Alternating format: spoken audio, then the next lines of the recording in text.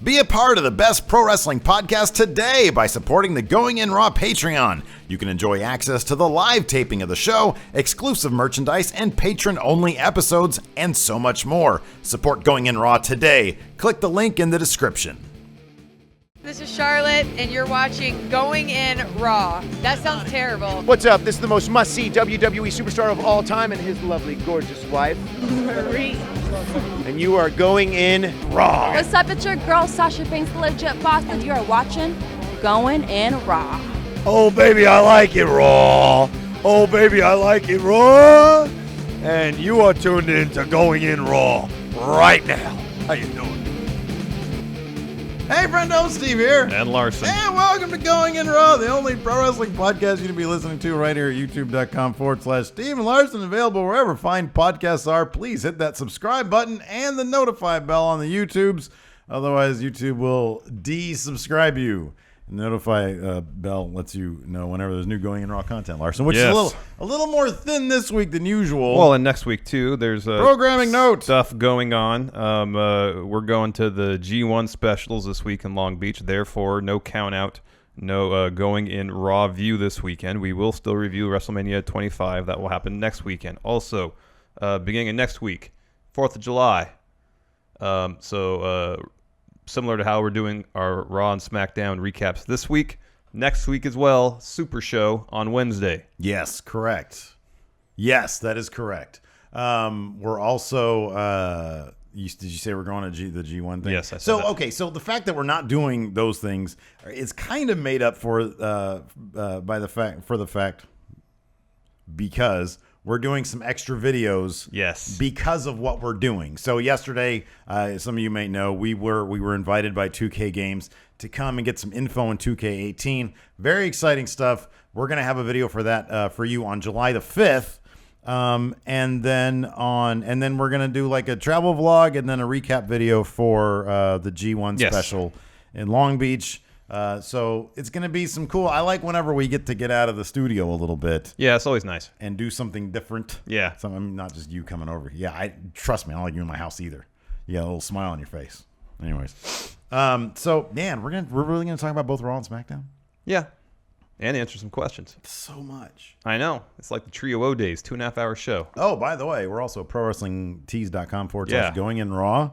I got the OG Internet Friendos tag team shirt. So is there now. 11 designs. It's there now. Now. The white and yellow on black design is there now.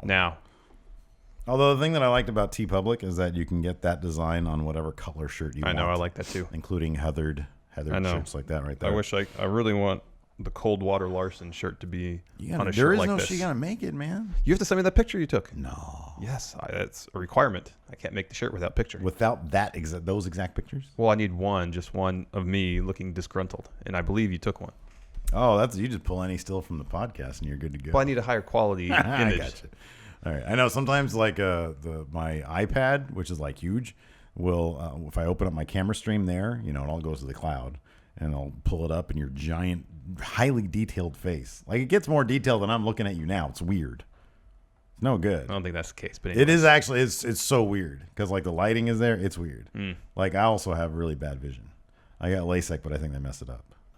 I'm joking. It's news to me. I'm joking. Okay, let's talk about Raw. Raw. All right, let's run through this Raw. Do we have to show- talk about the details? Can we just talk about Lonzo LeVar Ball rather for like 45 minutes and then move on to SmackDown? Can we only talk about LeVar Ball? Well, no, we should talk about the gauntlet match on Raw because that was good. That was really good. Okay, so here's the thing. Explain to me. Everybody said Raw was crap this week. Maybe by the time I get through this, my opinion will have changed. Okay. Maybe it was sort of the method in which I watched Raw this week.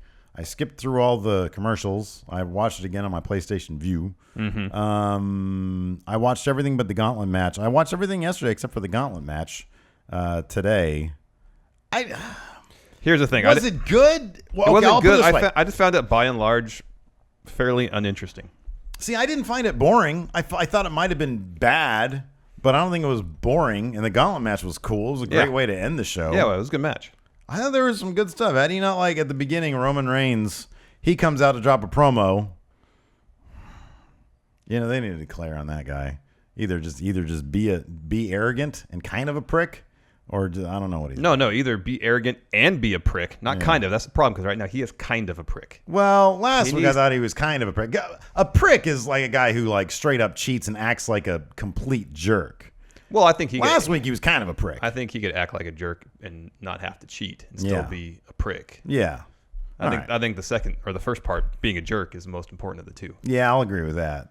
But not like an over, like, there's jerks and there's like real jerks. Yeah, I know. Last week he was just sort of a trolling jerk. I like that. That's good. But he just sort of wasn't doing that this week. It wasn't really there. Not that much. It wasn't really there. Anyways, he accepts Braun Strowman's challenge. Scott Steiner shows up. Yeah. Holla! If you hear me. It wasn't Scott Steiner. It was an ambulance. I thought are we going to do a Slammiversary review? There's too much stuff to do, man. No, man. We're going to be in Long Beach for Slammiversary. I might load it up my Fight TV app, though. Have at it. Afterwards, do my Slammiversary review, Larson. There you go. Have it's all at about it. my Impact reviews at youtube.com/.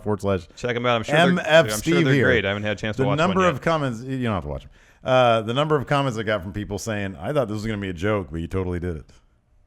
A lot of times we say things. I wasn't joking, people. A lot of time we say we're going to do things, we don't do them. But this was really a rare occasion where it actually happened. Really there.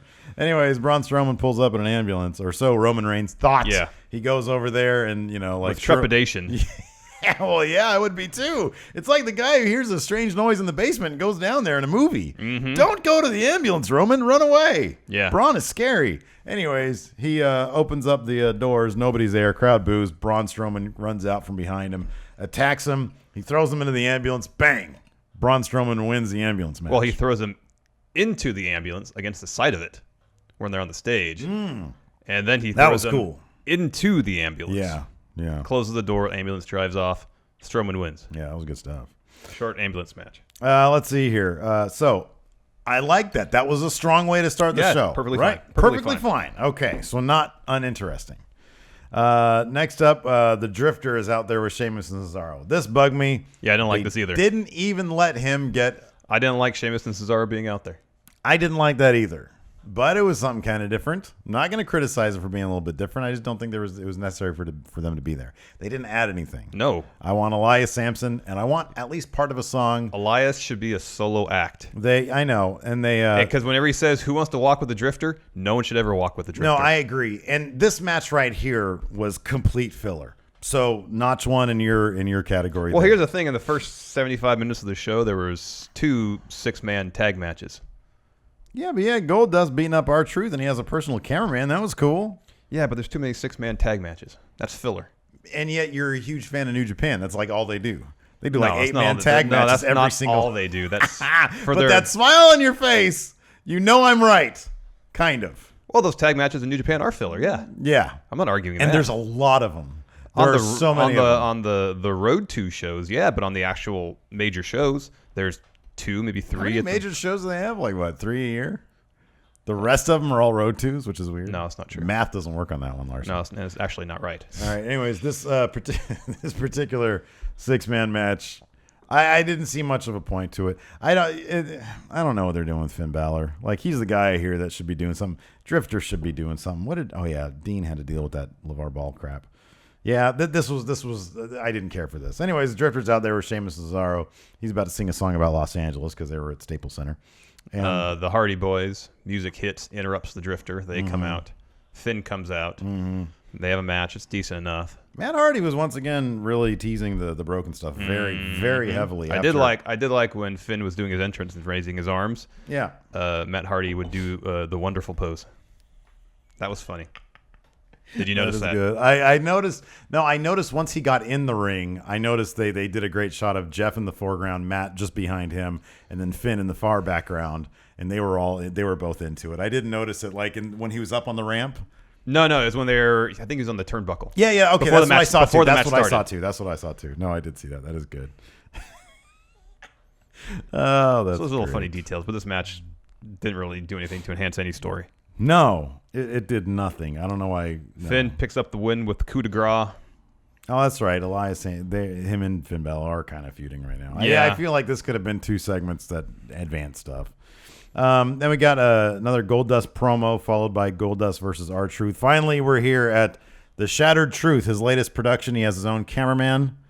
Kind of disappointed the cameraman didn't have like, I don't know, a different camera. It was just like a dolled up normal like TV camera. Yeah, but it was painted I gold. wanted like a 16, like an Airy. Yeah. What do we call those back in the day? The Airy what?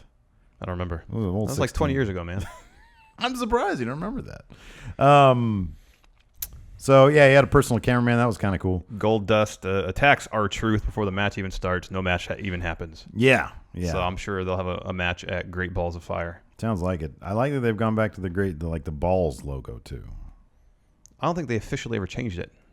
I know there was talk that there was did. talk that they were going to, and they showed. I there feel was like they showed I feel one, like didn't the they? actual balls in the Great Balls of Fire are more pronounced now than they were in the when I feel like like somebody they suggested unveiled the logo. I feel like somebody suggested they should stay away from it, and Vince said, "No, make them more like testicles." Double down. And I want that shaft of fire to be fully erect. Oh, that did not do good Yeah, things to my something's throat. going on with your throat. You should not do that. Next, we had a Paul Heyman interview that was interrupted by Samoa Joe. Mojo was kind of a creep in this. What are you saying? Sort of I'm not like going to do snuck anything. up I'm not going to behind do him. anything to you, Paul, because I'm saving it for Brock. Yeah.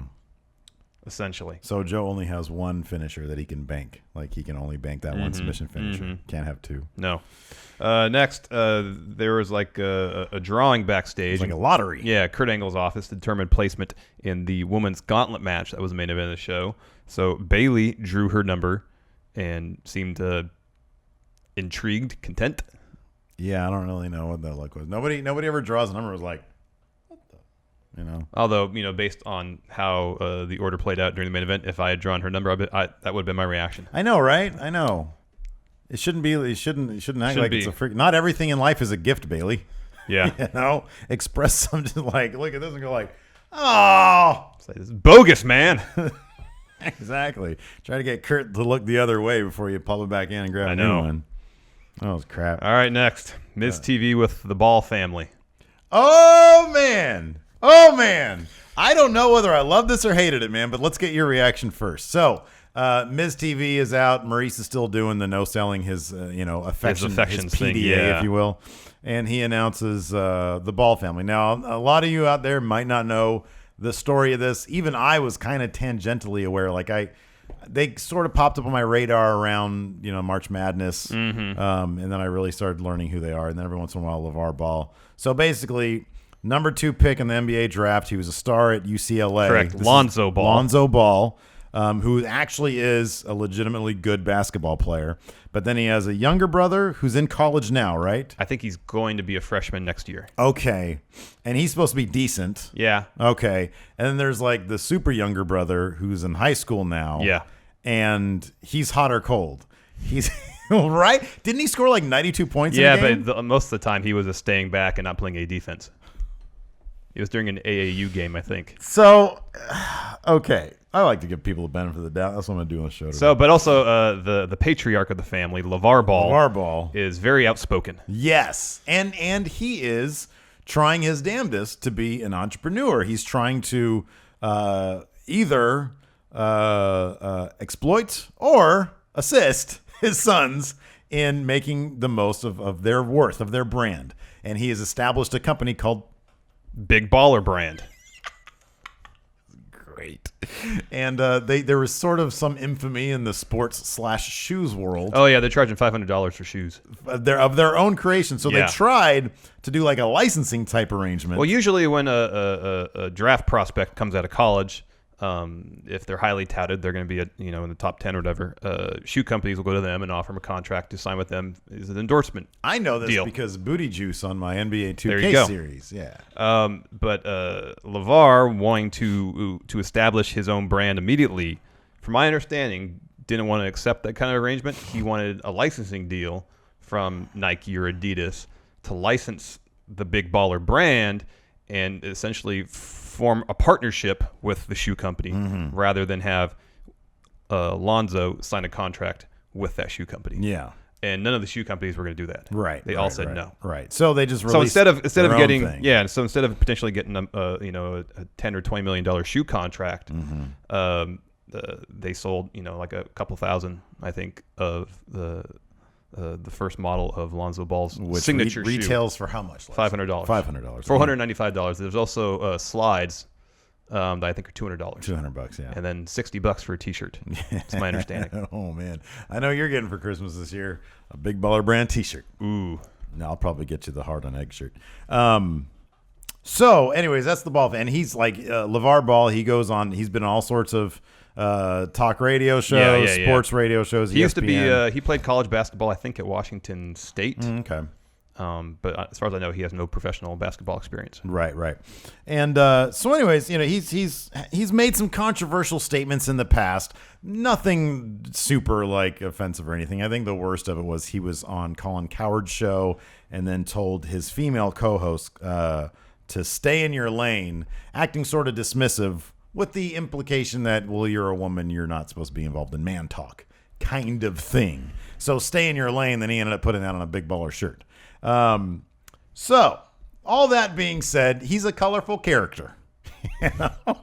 And so after the NBA draft last week, it broke that Raw was looking to get him and his sons on Raw.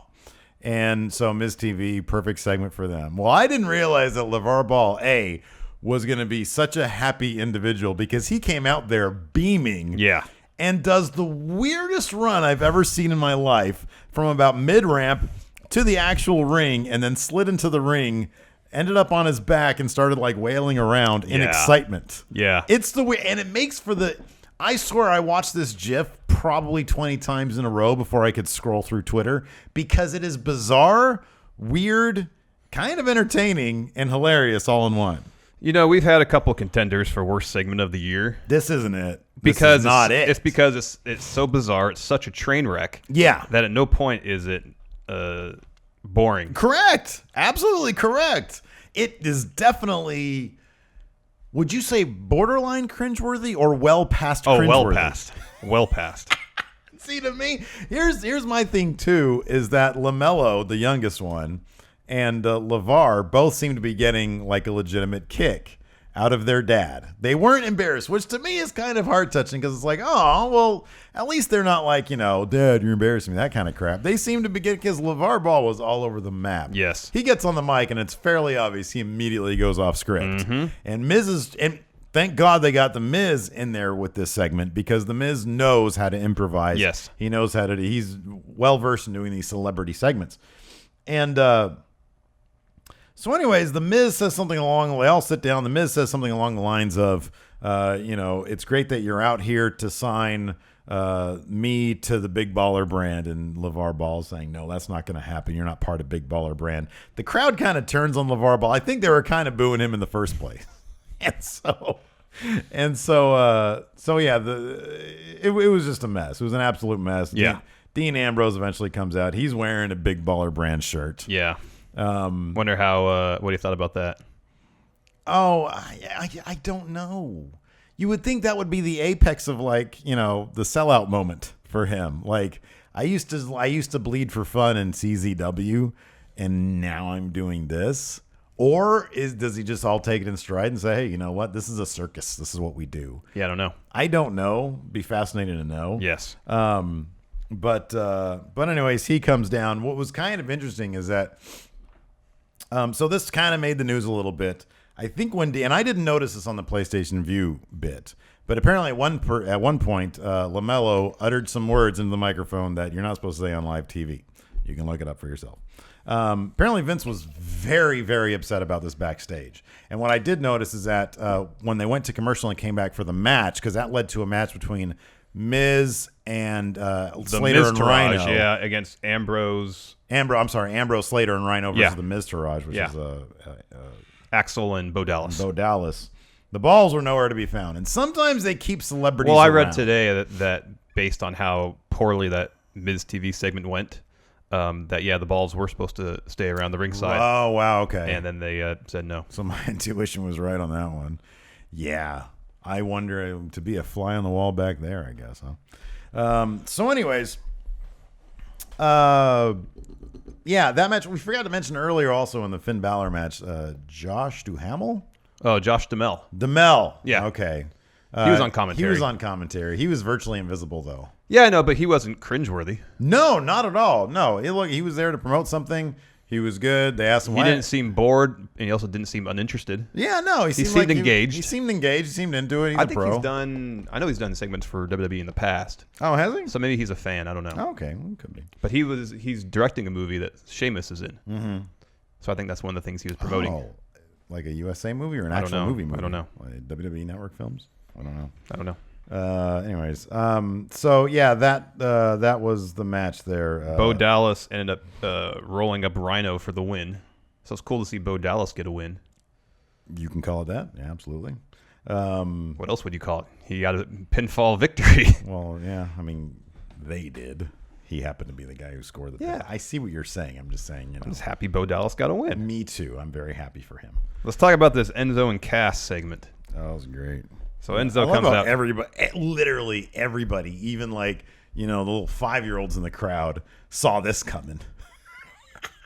So Enzo comes out and gives a very impassioned promo about how Gosh, what's going to happen with Enzo? He and Cass are family, and he's not going to let this friendship, this brotherhood, be broken up for any reason, apparently. Yeah. And so Cass comes out, like Enzo just pours his heart out to him, and then Cass, says, "I was ashamed of what I did, of who I was last week. I'm sorry." Yeah. They embrace. Yeah. Crowd pops. You know what, though? That was the most hesitant pop I've ever heard. That was not a true pop. That was a, okay. No, what it was. This is not no, what it gonna was. go good. It was, all right, let's hope this is like legit. Yeah. It was, yeah. Fully realizing that It was probably a isn't. probation. It was a probationary pop. Yes. That's So what it was. they pop. They walk up the ramp. They raise their hands together. Cass gives Enzo a rainmaker. That was like the weakest rainmaker. Let me ask you something. Do we have to dial back? Do we have to dial back on calling things rainmakers when there isn't the full hug at the beginning? I mean, yeah. It's not as fun. It's not. Because nobody ever does that. It's a wrist lock lariat. It's what it is. Exactly. He gives him a rainmaker. But it's more fun to call it a It rainmaker. really is because he drops on the rain, but it's so weak because they're on the ramp and they're still best friends. Yeah. So and then Cass picks up Enzo and throws him down the ramp. That got a gasp. Nobody Yes. saw that coming. Nobody Yes. thought he was going to chuck him like a bag of potatoes down the ramp. That was great. So yeah, this is a really long that was weird. So many of these segments took such a long time. I know. Too. This took forever, man. They get forever to get from A to B. I know. There is not the sense of urgency. No. Next, right after this, Cass goes to the commentary table and confronts Corey Graves because Corey Graves is the one that said, "Hey, I have the security footage showing that Cass was never attacked." Mm-hmm. And then Cass says, "Stay out of my business," essentially. Yeah. Well, he should. Yeah. Next, we had Seth Rollins versus Kurt Hawkins. Speaking of segments that went on too long, this match should have been about 30 seconds. I was surprised that Kurt Hawkins got any offense in. Yeah, no, I kind of agree with that. They got to give him something, though, man. They got to give him something. It's Kurt Hawkins. I like Kurt Hawkins. I don't like Kurt Hawkins. But, I feel like he's got a voice with charisma. Yeah. I feel like, man, they really, really dropped the ball on him. Or maybe they didn't. I don't know. No, I think they did. I think they thought that face the facts gimmick was going to go somewhere, and it just crapped the bed immediately. You think it was one of those things where Vince reluctantly went along with it because he didn't have anything else to Either go? that or it was his idea. No. If this was his idea, Kurt Hawkins would be Universal Champion right now. Are you kidding me? Anyways, yeah, so we got Seth Rollins versus Kurt Hawkins. It was great because at the beginning, Kurt Hawkins said something like, "Oh, who here thinks I'm going to lose this match?" He took a poll. And then he went on Twitter and he said, if only more of LA was behind me, I could have won that match. Yeah.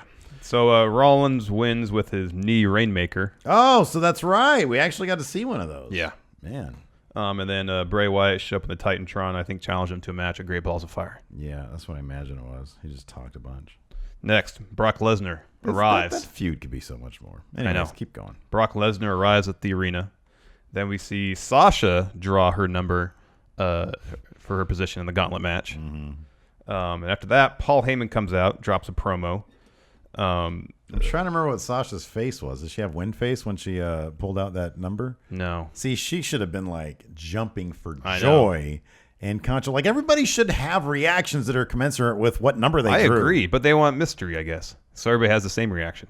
She starts doing the Running Man or something. You do a good Running Man? I used to. Yeah, I can't do that. I don't know if I still can. I'm sure you could. Heyman promo, hyping up the match between Lesnar and Samoa Joe. Yeah, it was good. And really doing a good job of putting Joe over, saying this is essentially so far the only man that could maybe beat Brock Lesnar. Yeah, no, I like this. It was good. So as Brock Lesnar comes out for his entrance, Joe attacks him from behind, puts him in the coquina clutch. Lesnar tries to fight it off. Ultimately gets to the point of almost passing out before the Revival and the club come out to break things up. Okay, let me ask you something. You know how whenever if I'm like in a clowning around mood and I'm doing a thumbnail, I'll outline somebody's face in the thumbnail and turn them purple because it's hilarious every time to me, and I know you're always looking over my shoulder. Did they paint Brock Lesnar's face? Did you watch this closely? Yes. His face turned bright red almost immediately. This went beyond red. This was a scary shade of purple. Yeah. Of pinkish purple. Remember X Factor's lighting thing? Yes. We kind of disagreed. You said it was purple. I said it was pink. It was whatever the compromise on that was. Yeah. That's what color his face was. Mm-hmm. That's unnatural. But that's also what happens when he gets in the ring and moves for like 2 minutes. Yeah, I know, but this was so much far. I think he was just holding his breath. Yeah. Does that happen to you? Can we hold our breaths really quick? Okay. Ready? Yeah.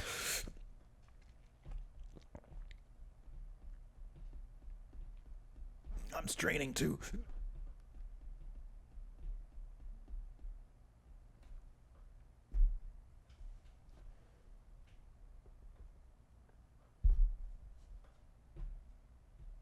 Yeah. I mean, I could go longer, but like I'm holding it and straining at the same time. Your face was getting a little pink. His was so weird, though. That's just the way he's is. Already like a chalky white guy, though. Like I've had a little bit of sun on my face in the last couple week or last couple days or whatever.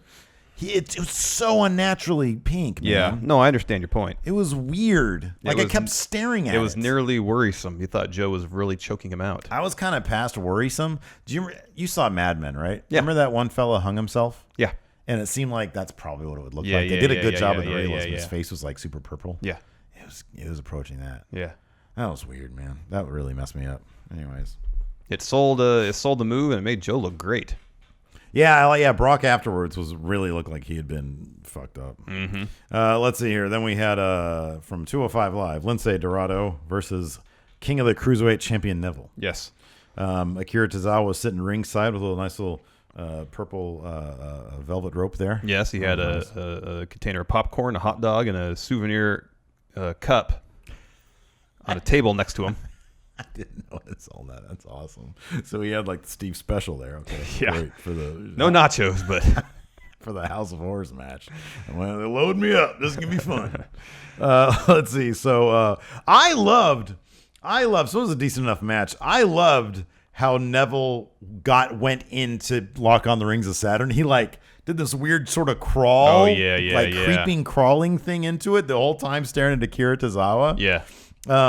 This was cool. I like this. And then so Neville ends up going over. Akira Tozawa, he starts taunting Akira Tozawa. Tozawa gets in the ring, starts unbuttoning his stuff, ready to throw down. Titus O'Neil comes out and he announces that the newest signee to Titus Worldwide is Akira Tozawa, and the King of the Cruiserweights has nothing on the power of Tozawa. Yes, and that Titus has signed a cruiserweight title match at Great Balls of Fire between Tozawa and Neville. So this seems to be revealed, confirmed. Tozawa signed with Titus Brand. Yeah, and because Tozawa's in the ring looking hyped about the whole thing. Yeah, that's rad. It is rad. That's fantastic. It's awesome. I'm really happy about that. You guys should check out Titus O'Neil's TED Talk as well. It's like 20 minutes long. It's really worth a watch. Let's see here. Next up, we had Paul Heyman's interview. What do you think about his punchline here when he said, "Goodness gracious, Great Balls of Fire"? He's trying to sell a pay-per-view. You have the IP. Might as well. You have the copyright or the license for it. Might as well use it. Might as well use it. Yeah. Next, we had a segment backstage between Alexa Bliss and Nia Jax. Yeah. I don't remember much about this. Alexa asked Nia, "What number did you choose?" Nia said, she said, "Wouldn't you like to know?" Then Alexa said something like, both of us have been judged by the way we look. She says, "When I came up, nobody thought for a second that I'd succeed." And so she was just trying to ingratiate herself with Nia Jax. That's pretty much it. Nia Jax kind of. And then she wished her good luck, and Nia says, "Thanks, I don't need it." Yeah, actually, you do, Nia Jax. So which took us to our main event. Yeah, I thought this was fantastic. Yeah, this was really good. So come on, look at this. We had purple Brock Lesnar. We'll talk about the match in a sec. We had purple Brock Lesnar. We had LeVar Ball. How was this not a great show? It just wasn't. Best Raw. Let's go back to the LeVar Ball thing really quick. Oh, okay. You said on the spectrum of worst segments on Raw, where did this fall for you? Oh, I said it was too bizarre, too much of a train wreck to be the worst, because at no point was it boring. Mm-hmm. Whereas Bailey, This Is Your Life, was not only bad, it was boring. Where could this fall? Would this fall on the top 5 worst segments of the year? I think it's a whole different category. I think there's worst, and then there's most bizarre. Yeah, most bizarre. I was going to say most bizarre. And that segment would definitely qualify as one of the most bizarre. Oh, this segment is, you know how like Omega Okada? What's best match of the year right now for you? Man, I got to say Omega Okada 2. You're going to say 1, aren't you? Yeah, I think so. Oh, wow. This, to me, is Omega Okada 1 and 2 combined, right? For most bizarre segment of the year. I don't think anything comes close. I can't think of anything off the top of my head. All right. Let's talk about this women's gauntlet match. Yeah, it was really good. First up was Bailey, kind of renewing a pseudo feud that they've had in the past. Oh, yeah, on and off for years. On Yeah, and back off, to their days in NXT. Nia Jax went over with a Samoan drop. So After knocking Bailey off of the top turnbuckle. Yeah. She was going to try to go for a top rope move. Yeah. So Bailey is apparently completely out of the title picture.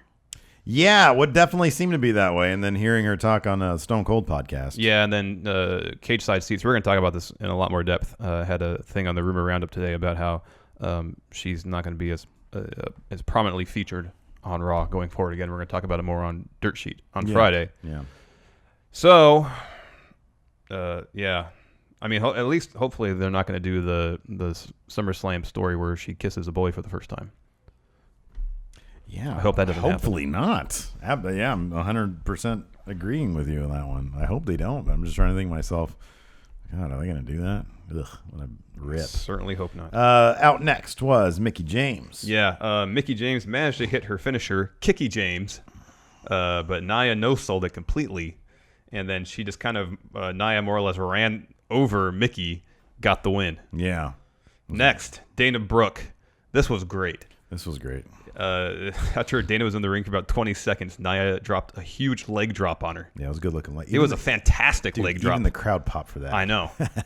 Like Nia was getting super over by the time this match was over. Really over, man. I know. It was a really impressive performance because she was out there for a long time. And you've said this before. Her in-ring character work was superb during this entire thing. It has been for a very long time. I thought was a standout moment for her. Yeah, she knows how to talk trash in the ring, make it sound believable. Yeah.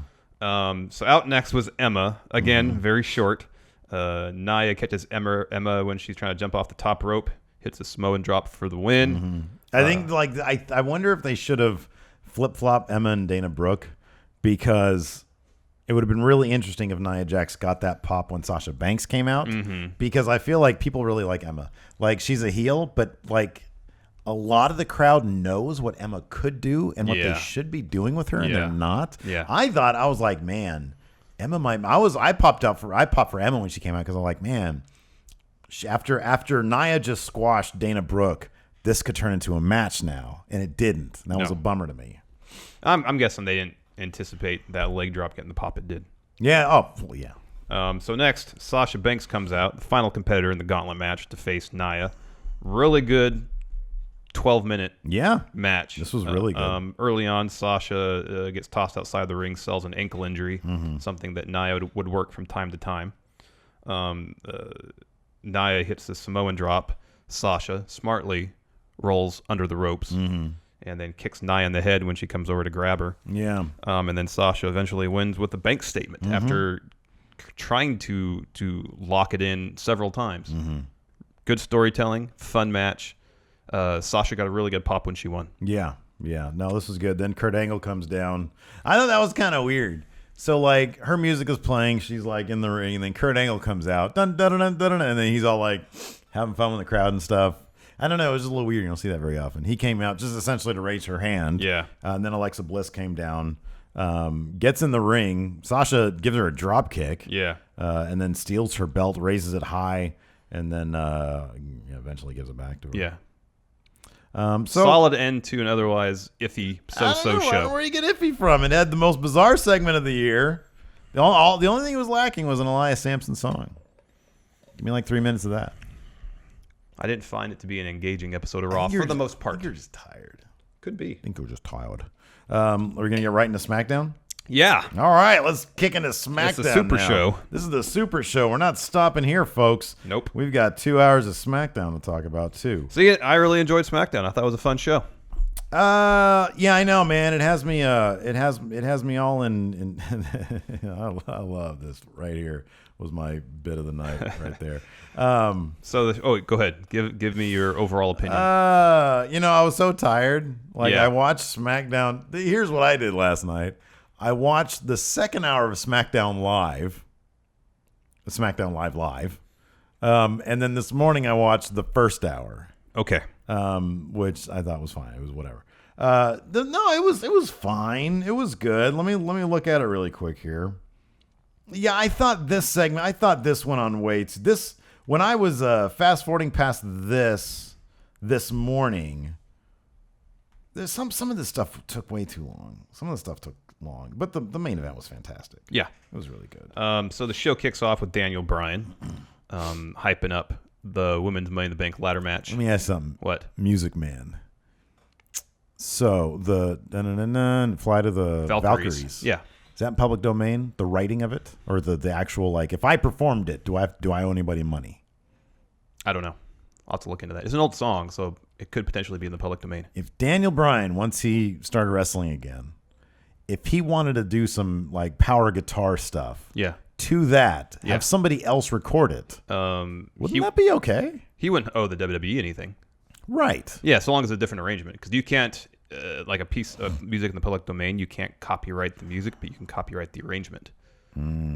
So they can copyright the recorded version of the song, but not the song itself. Oh, okay. Right. So if he just did a different, as you say, arrangement. Just a different recording of it. To electric guitar, some rock guitars. Yeah. Because I love that. Yeah, it's good. Anyways, Daniel Bryan comes down, talks about, what are you talking about? He was just hyping up the show. Yeah, and then Carmella and Ellsworth come out to interrupt him. Man, I love the work Carmella's doing these days. I know. I really do. I know. I really do. I'm still I'm still not huge on the fact of this whole redo thing, but the match was good. It was. The match was really good, and it really hammered home the proper winner. Yeah. Yeah. So, in retrospect, it's okay, whatever. Changing your opinion, that's true. Anyways, Carmella and Ellsworth. So she drops her promo again, illustrating why she shouldn't have had the briefcase stripped from her anyways, saying, you're having this thing dangle above me. Do the right thing, blah, blah, blah. Then Ellsworth gets on the mic. Yeah. He ruins everything for her. Talks trash. What did he say? He said, I think you couldn't hack being in the ring anymore, and so you're gutless and you made up your injury. He said he didn't have the grapefruits to wrestle anymore in the ring, so he made up an injury so you didn't have to wrestle anymore. Yeah, so Daniel Bryan sort of took what he said, absorbed it. Got angry, calmed down, yeah, and said, I said on Talking Smack last week that you're going to be barred from ringside. I changed my mind. Yeah. You're going to be kicked out of the arena. He said security. And you know what, man?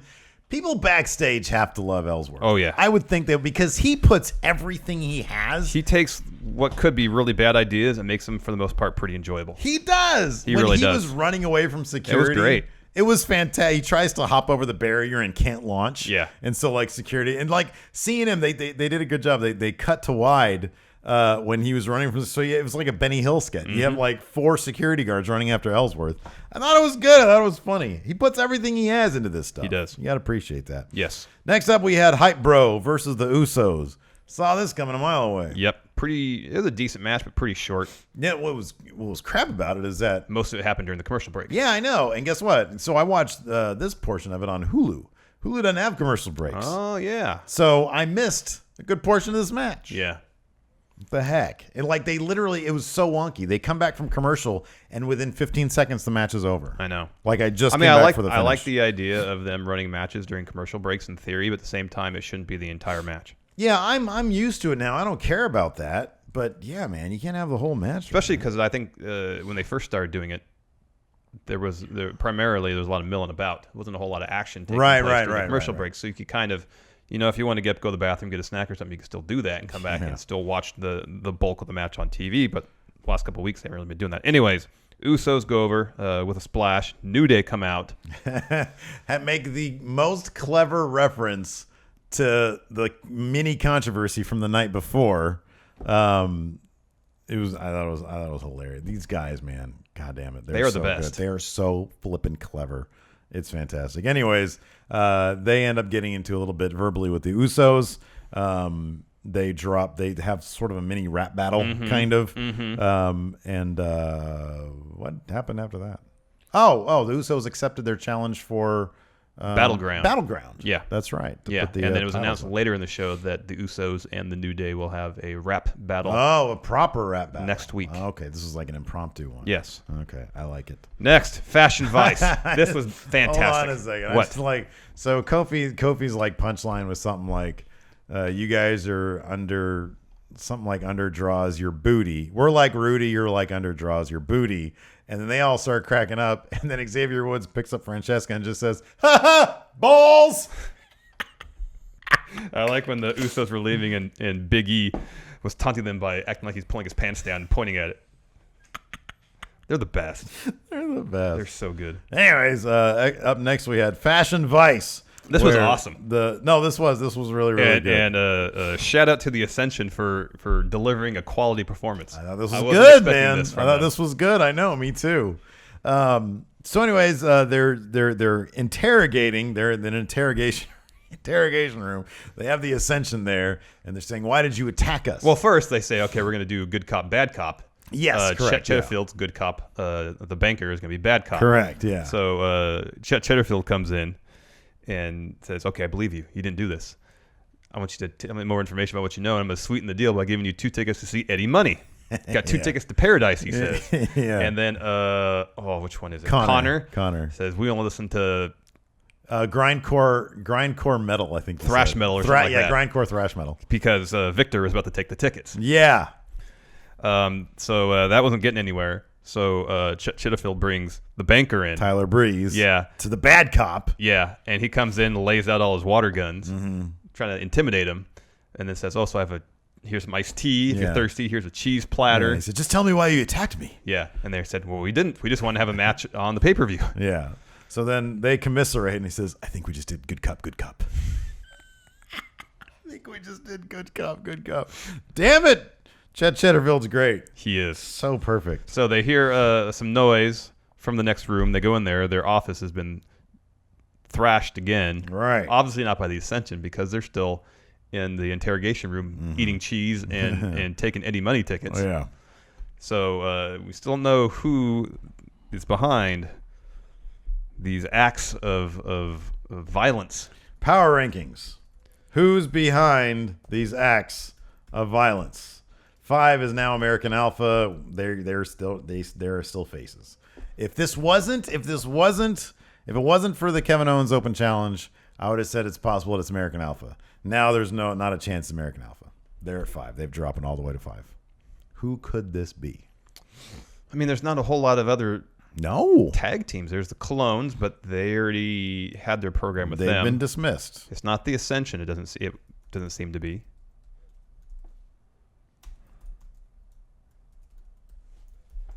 Who else could this be? Are they going to bring the club over finally? It ain't the Authors of Pain. Evil Larson in the chat on the Patreon, $5 and up a month. Can see these live streams every week. Said it's not Authors of Pain. Can't be Authors of Pain. Let me ask you this. Is this going to be a comedy act that they're bringing in? Is this going to be something silly? Or is this going to be like an actual feud for them? I'm getting the feeling it's something silly. It could be.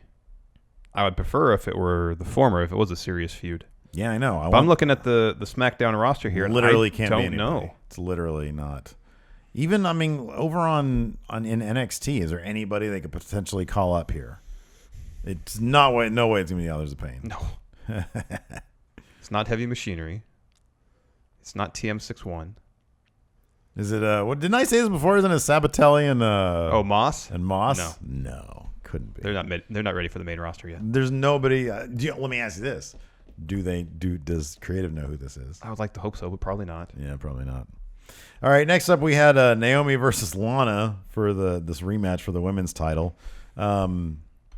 This was, I guess, Dave Meltzer would call a dud. Yeah, Lana dropped her finish like to start the match. Well, she attacked Naomi before the bell even rang. Oh, that's right. Yeah. And then she hit Naomi with what we think is her what finisher. What is supposed to be her finisher, but she's never pinned anybody with it. It does nothing. So Naomi kicks out of that, kicks Lana in the head, hits a split-legged moonsault for the win. Yeah, it was just that. It was really quick. It was really quick. But you know what? I kind of like that. It makes Naomi look strong. Yep. It's those little things that make her look strong. And Lana did a good job expressing her frustration. Very much so. Let's see here. Then we had a Becky Lynch interview. I don't remember. She was talking about how now with Ellsworth being kicked out of the arena, it'll be a fair fight between all the competitors in the match, and that she's going to win. They really, really teased, but they really went strong on the Becky Lynch thing. I wonder if they've got something. She's been doing really good mic work. Oh, yeah. She's been fantastic lately. I'm guessing she's going to have a feud with Carmella. I would think so. Going forward. It seems like it's going to be Charlotte and Natalia based on what happened during the match. And then Becky and Carmella are going to feud. Yeah. Next up, we cut to Aiden English in the ring. He started singing. I was really into it, to be honest with you. Yeah. I could listen to that guy sing until Randy Orton's theme song hits. Not good. Interrupts everything. Maybe if they get Aiden English to sing his theme song. Yeah, that's a good idea. I hear voices in my head. So, Randy Orton basically gives him an RKO during the commercial break. Damn it! See, I missed that one. And then he takes a chair and sits in the middle of the ring and starts talking. He basically does a sit-in, saying, "If I don't get what I want, which is another shot at Jinder Mahal for the title, I am." He's going to go back there and beat him up. He's going to beat him up in the locker room, and then when everybody leaves the arena, he's going to beat him up in the parking lot. Yeah. And then he says he's going to go to the airport tomorrow morning, beat him up there. Yeah. Essentially, he said he's going to beat him up wherever he can. Right, which prompted Shane McMahon to come out to the ring. He said, "Yes, you can have a rematch, but Jinder's going to pick the stipulation."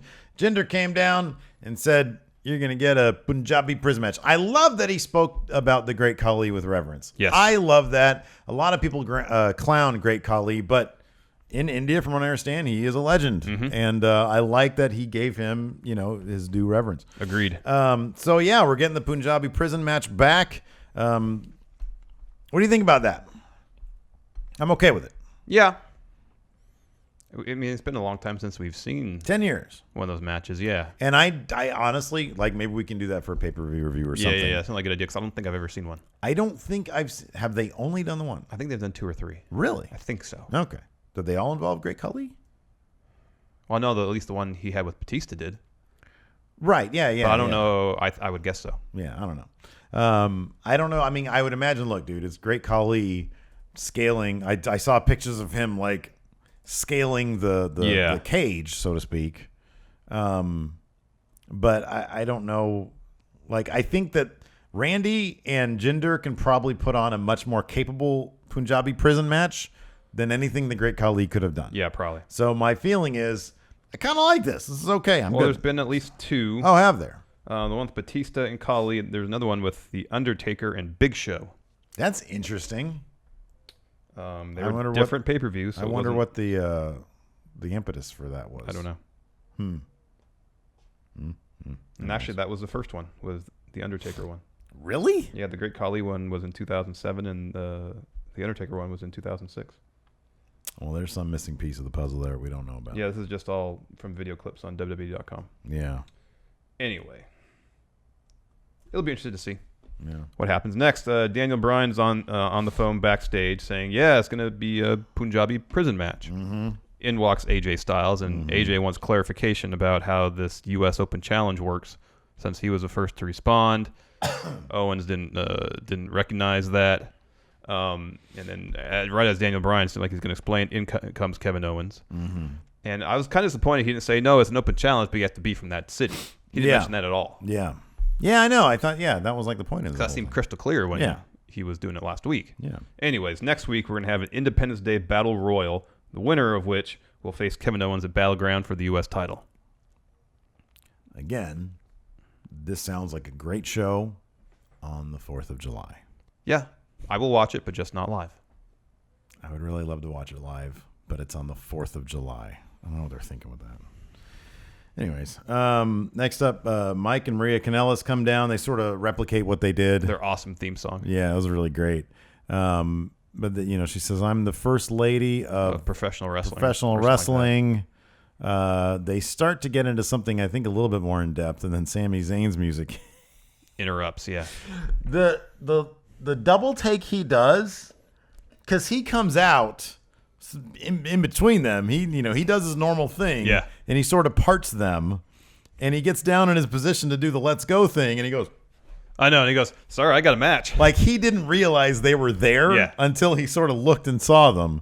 That look flipping killed me. Mm-hmm. I don't know why. Something about it was just the obliviousness to come out in between them and then realize that they're there. Yeah, was great. I don't know. I'm easily entertained, people. What do you want?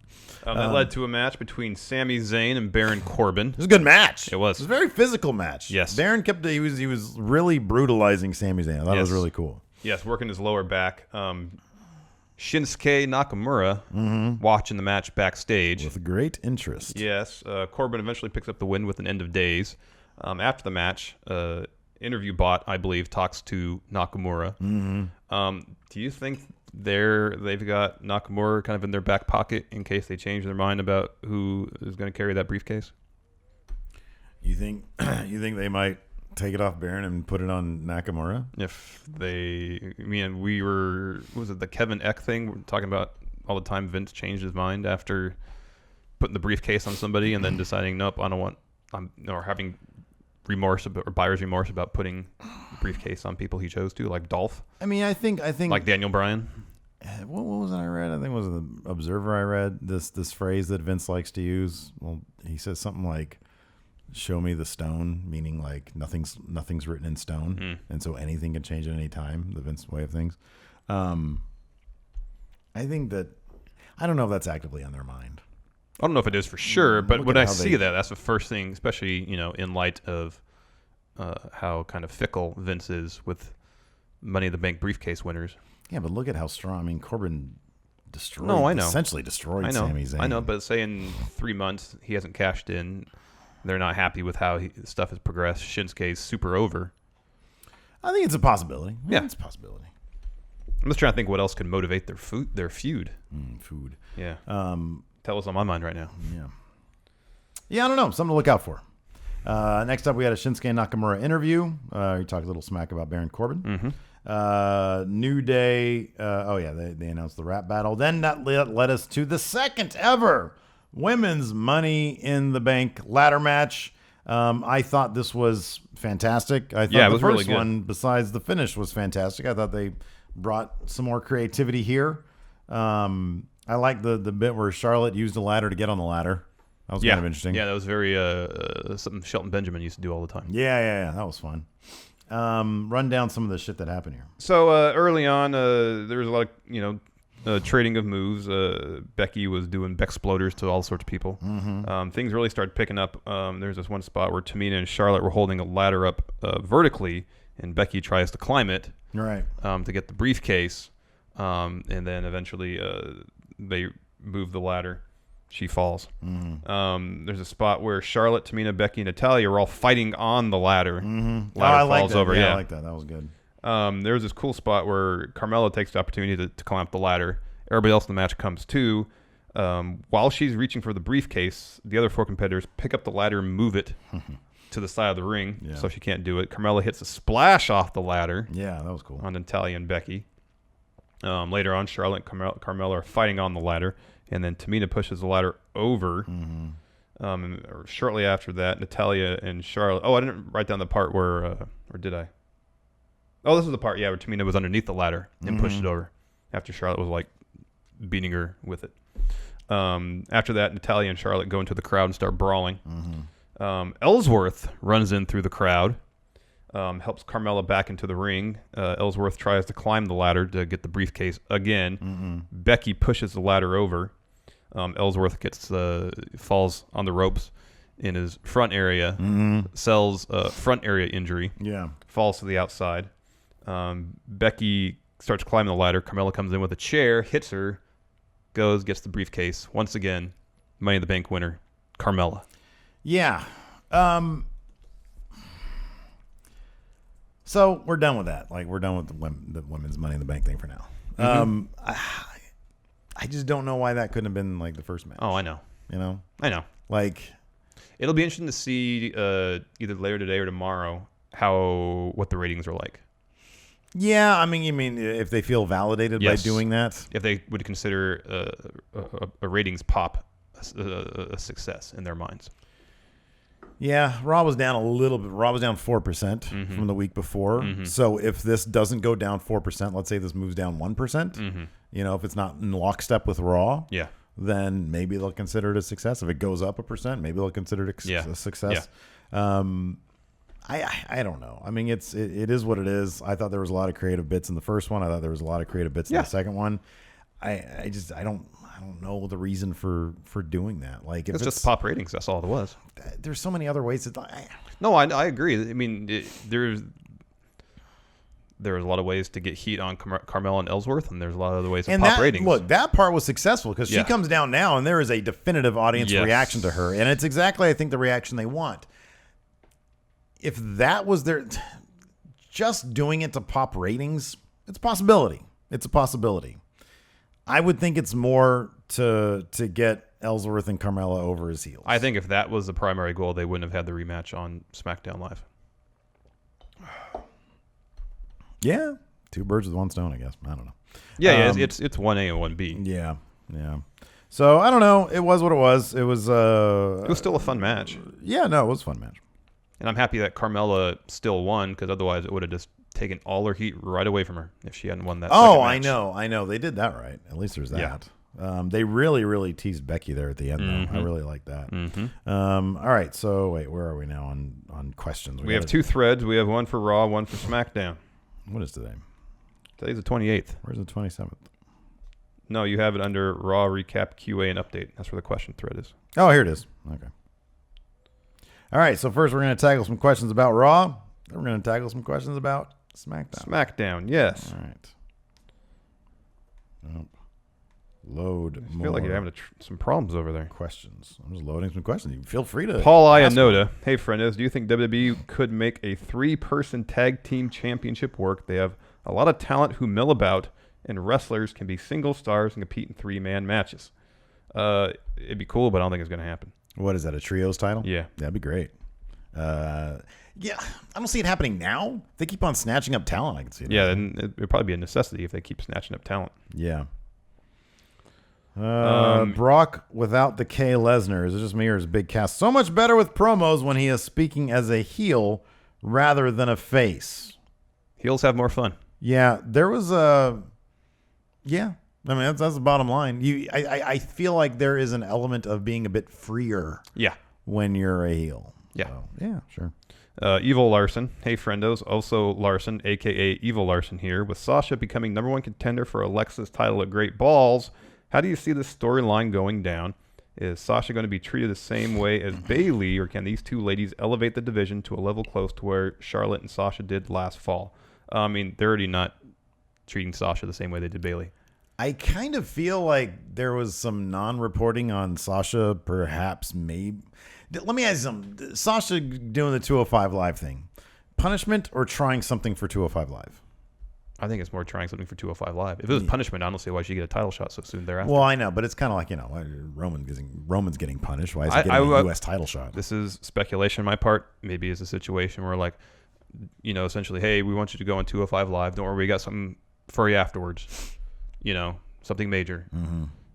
So I imagine that would more be the situation. Yeah, you're probably right. I don't know what, granted, I know they seem to punish people for ridiculous things. I don't know what Sasha would be punished for. Yeah, no, I know. I agree. And we haven't heard anything. Usually we do. Yeah. Let's see here. Terrence Thompson says, I'll make a point here. Terrence Thompson says, so instead of showcasing some forgotten talents, we got an unbearable LeVar Ball segment. Brock without the K Lesnar says, makes the good point here. Is the point I was going to make. Yeah, it was terrible. But ESPN and every sports entertainment network will be all over this. That is absolutely the truth. The next morning, my dad was telling me about it. Mm-hmm. So, yeah, that was definitely mission accomplished. Yes. Tommy T. Hey, friendo. So with most logic pointing to Cody Rhodes beating Okada this weekend. I don't know about that. I don't know about that. What other WWE superstars that haven't done much of anything in the indies could have a Cody-type run through the whole indie scene? So current WWE superstars who may not have had an extensive history in the independent scene. You've mentioned this before, Dolph Ziggler. Yeah. I wonder if he's too Dolph Ziggler for that. Well, I mean, he couldn't be Dolph on the indies because WWE owns that name. But if people associate him too much with the WWE. But then I guess the same could have been said about Cody. Bray Wyatt. In 2 years, if he gets cut or asks for his release because they're not doing anything with him, he can make a fortune on the indies. Yeah, that could be. Yeah, good question. Jason the Cabbie. With the way the gauntlet match was booked, it was the only way to get Sasha over Nia legitimately. However, it just seems like Nia will never actually see a title run. They make her out to be a monster obstacle for the rest of the women to overcome, yet never put her on the top of that mountain. What do you think? Why do you think WWE has no problem with monster men holding gold, but monster women are cold-watered? I think it's still early for her. Yeah. I think that she legitimately could carry the title. I think Jason feels the same. I just feel like they probably have a loose plan for her. Mm-hmm. Probably involves Survivor Series. I mean, they've Rumble been area. teasing something between Nia and Alexa Bliss for a while now. Yeah. And I think, Do you think that's how it's going to go down with Nia getting the belt? I mean, it seems the most plausible scenario at this juncture. Which would preclude Sasha Banks from Yeah. winning. Yeah, coming up. Yeah. Probably on the same. Unless they do a thing pay-per-view. where Sasha wins at Great Balls, Alexa gets a rematch at SummerSlam and takes it back there. People want to cheer for Nia. They want. I mean, we saw that last night. Yeah, I know. Or And Monday night, sorry. I think that she's going to be a decent face. Yeah. I mean, she's not really there now. She's sort of monster. I don't know. Sometimes monster, supersedes Well, face it's heel. sort of like Braun Strowman. Granted, being in the program with Roman Reigns has helped him get over. Right. But, the people like watching people just beat up other people in the wrestling ring. Yeah. The lunatic cringe Drew Q. Hey, friendos, what are the chances that Bo Dallas gets somewhat over as a part of the Miz Taraj? As a former NXT champ, I think there's some potential with the right gimmick, and especially the heel beard he's been sporting recently. I'm happy he got the win. We have been singing Bo Dallas's praises for a long time here on the show. Yeah. We would love to see him get an opportunity. But the question is, what are the chances that Bo Dallas gets somewhat over as part of the Miztourage? The rest of his comment is completely true. Definitely some potential. Right gimmick. Heel beard he's been sporting. Will he get over as part of the Miztourage? Probably not. I'm super Probably not. skeptical about that. But everything else he said is right. Jack Dolan, with the antics on the Miz TV segment getting into the mainstream, do you think the WWE believes any publicity is good publicity, especially after the whole Ellsworth controversy? No, because they would get a ton of controversy if another Chris Benoit incident happened, and I guarantee you they do not want that publicity. Yeah. CM Punk finds it insulting. It seems wrestling themes keep getting better, with Kenny Omega, Asuka, and Nakamura being three of the best I've heard in a while, but others like Ambrose and Cedric Alexander's are low points. What are the three best and three worst theme songs in all of wrestling right now? Best, Bobby Roode. All of wrestling or all of WWE NXT? No, he says all of wrestling. All of wrestling. Where does Taguchi Japan fall? Ooh, that's high. Bobby Roode, Taguchi Japan. and the Canellises. Yeah, that's good too. Oh, Lana's going to be on there too. Lana's theme is great. Yeah, I know. But look, there's a lot of great theme songs. But those three, I feel, are at this moment are transcendent. Okay. Worst. Oh, man.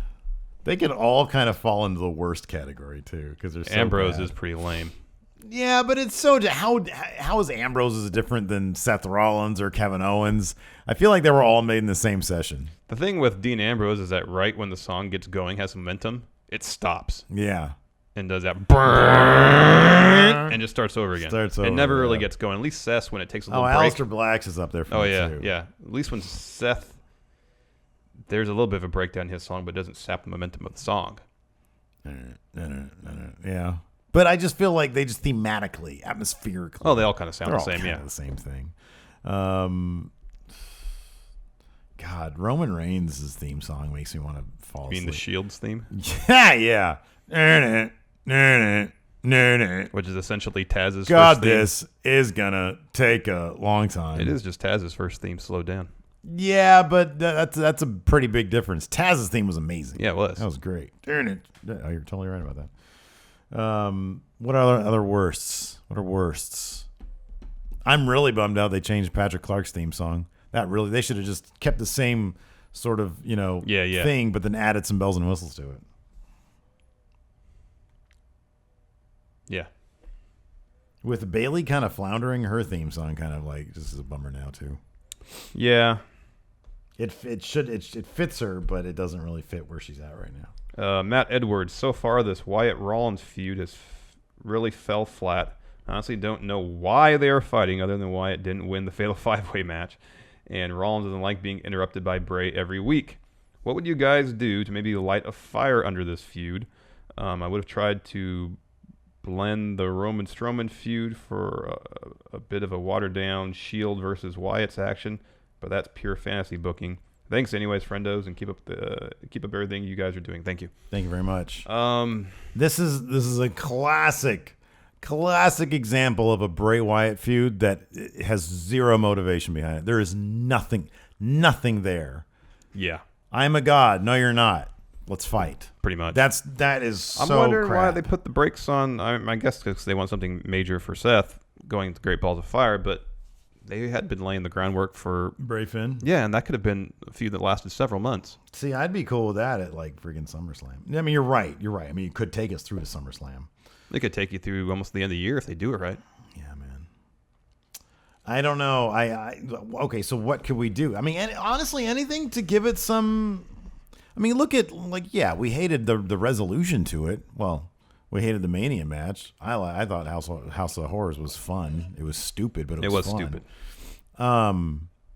But look at Bray Randy. Like a good chunk of that feud was they were doing some different, interesting things. Yeah. It wasn't just Bray showing up on the Titantron. Lights go out. Bray might be in the arena. He might be in the ring somewhere. Lights go out. Then he's gone again. It's just, and then he just talks a lot about being a god. Like, I don't know, but man, you're using a lot of time on this. Use it for something interesting. Do something different. Go outside the arena somewhere. Yes. I don't know. It's Bray Wyatt. Like, there's so much you can do there. I know. Whether or not. Answer some SmackDown questions. Okay, we'll go over to SmackDown. Connor Dunmore. Who should be the champion when Carmella cashes in, and what event should it be at? Makes the most sense for Becky to be champion. Yeah, it does. But how are they going to get Naomi's or would Carmella cash in on Naomi and then Becky would chase her for the title? Could be. Maybe that's going to be the Could be. Hamza Halal. What other absurd gimmick matches would you like to see make a return? He wants the 3 Stages of Hell match to make a comeback. That's a good answer. 3 Stages of Hell. Which one was that again? I think it's is that this Kevin Sullivan thing? No, it's like a gauntlet match, but with 3 gimmick matches.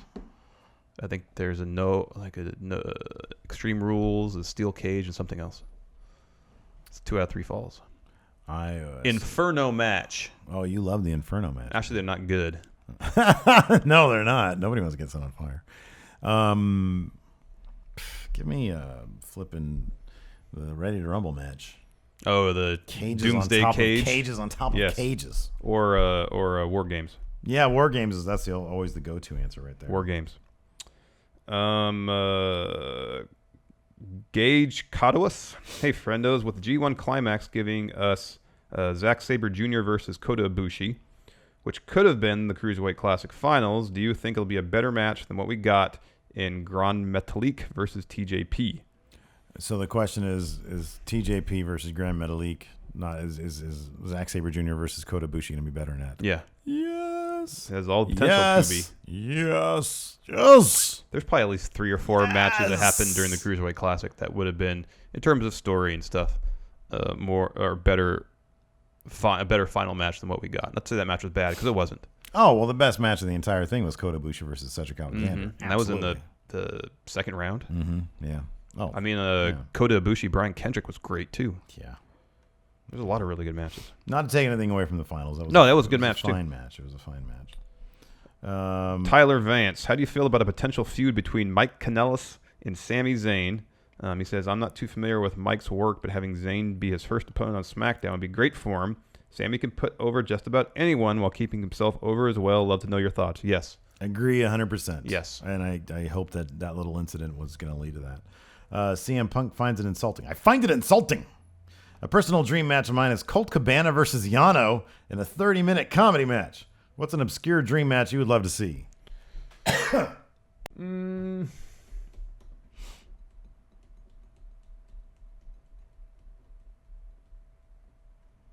What's that crazy monster guy? Desperado. Wait, in Suzuki Gun, like the Frankenstein. Iizuka. Iizuka versus Braun Strowman. Okay. I want to see that. I know this is crazy, but Matt Riddle versus RVD. Oh man, you just won. Well done. But Matt Riddle will have to time travel to like 1996. Yeah. Super nerdy Sama. Hey friendos, the presentation of Aiden English is almost Elias Sampson-like. The difference is the obvious push Samson is getting versus English eating RKOs and jobbing for other faces. He didn't just eat an RKO. It was during commercial break. What can be done to make his opera gimmicks stand out? Oh man, I don't know. Do they? I mean, is there any chance the WWE thinks that can go any further than it's going right now? You know, do you think go any? I personally love him singing. I think it's great. Oh yeah, it is great. But it's not as cool as Elias Sampson. The problem is he's a good singer. And so far, he's not really talking trash about the city he's in. No, he's not at all. He's just sort of putting himself over. Yeah. Sean Hulver, what do you think the chances are of Baron Corbin cashing in on the winner of the title match at Battleground and then facing Cena at SummerSlam? I think the more likely scenario is he cashes in at SummerSlam after Cena wins the belt from Jinder Mahal. Ooh, I like that. That's good. So that way Cena, I mean, it's kind of it'll be Cena's record-breaking title win. Mm-hmm. But I guess in one sense it's kind of lame if he wins it and then gets cashed in on right away. Oh no, that's perfect. But I think it's perfect too. Are you kidding? The celebration interrupted by Baron Corbin cashing in, nuclear heat. Although people love it, I know they will mark out so hard. I know if that celebration is cut short. I know. You imagine they dump like streamers and confetti, and as it's coming down, Baron Corbin's in the ring, like with the confetti. He comes down from the ceiling with the confetti. Obviously, that's how it would go. No, they're never doing that again. Empire of Cleanliness, Andrew Mullen. Hey, friendo. So I think a lot of us can agree that Zayn's Blue Thunder Bomb and Corbin's Deep Six are really cool-looking moves, but those moves never seem to end the match, which I think is a shame. Yeah, they should be finishers. Yeah. Sammy always thinks it's a finisher. What moves would you like to be booked stronger as finishers? Oh, what a great question. Lana's finisher. Yeah. It's like the one move she knows how to do. I know. And you can see her going through the, okay, I put the leg here, do this here, and then, oh, there we go. And then Kevin Owens, whenever he does the package powerbomb. Oh, yeah. Oh, for sure. There's like 3 or 4 moves Kevin Owens does. No, I agree with that. Same with AJ Styles. Yeah, no, I agree with that.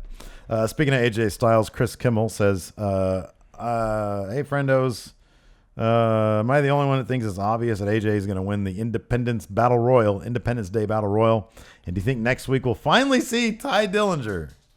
Who?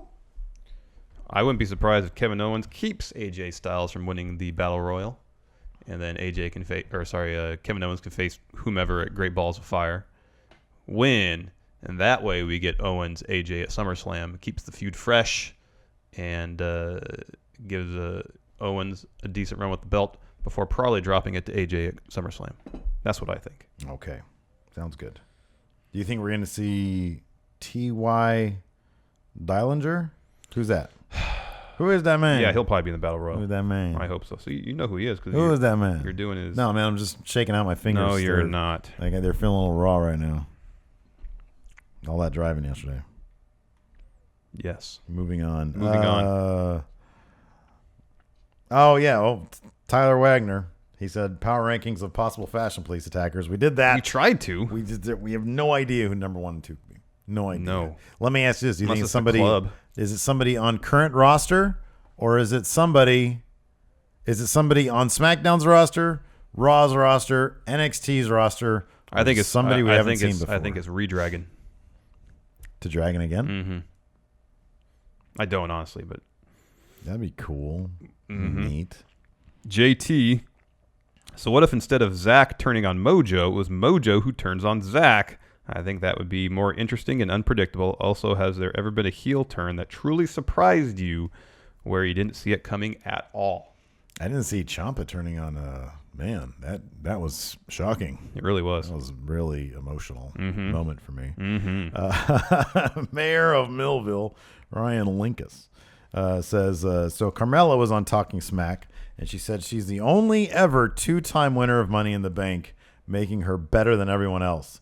Was this not a blatant attempt of WWE ignoring CM Punk and his accomplishments, specifically winning back-to-back Money in the Banks? I mean, Carmella seems to be a damn historian when it comes to Money in the Bank. True. Laying She out should her realize case. that CM Punk is the first 2-time winner, the only 2-time winner. So, is this a WWE? Edge held the briefcase twice, but only won one Money in the Bank ladder match. You know, the second one was so good, though. That's one of the many neat things Edge Again, has done. the 10 best, It's gonna have to the be at 10 least most 30. neat things At least 30. Edge has done.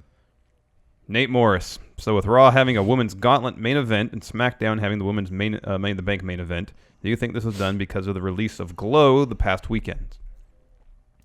I don't necessarily think one has to do with the other, but I'm sure the WWE is happy to, happy for the inadvertent synergy there. Mm-hmm. You know, people were talking a lot about it. The Bulgarian bruiserweight, Aaron G. How would you book Jinder Mahal for SummerSlam? Who does he defend the title against, and does he retain or drop the belt? He definitely drops the belt.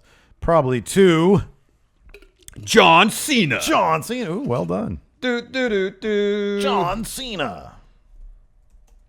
I just had an idea. Hold on a second. Wouldn't it be kind of neat if Great Khali came back and helped Yes. Jinder retain? Yes. That'd be incredible. Whoa. That'd be good. Did he leave with a good... I don't know. Yeah, I don't know, man. I think it'd be pretty neat, though. All right, one more question. Uno mas. There is no kayfabe corner today. No trivia This either. is a super show. Yeah, it's about an hour and a half long, so. Right. He says, so I think a lot of us can agree that... Oh, I'm sorry. Andrew Millen. Never mind. Already answered that one. See, I was going from the bottom going up. Okay. Hidden Leaf Village champion Namikaze Minato. Should Carmella dump Ellsworth and join Baron Corbin? Baron Corbin is the lone wolf. Yeah, no. I don't want to see anybody with Baron Corbin. No. I would love to see Big Cass back with Carmella somehow. That'd be great. I think that would be great, too. Anyways, that's it for now. Thanks so much for hanging out with us. Until next time, we'll talk to you guys later. Patrons will hang out for a little bit. Yep. And hang out with you guys. So thanks for watching. We'll talk to you guys later. Bye.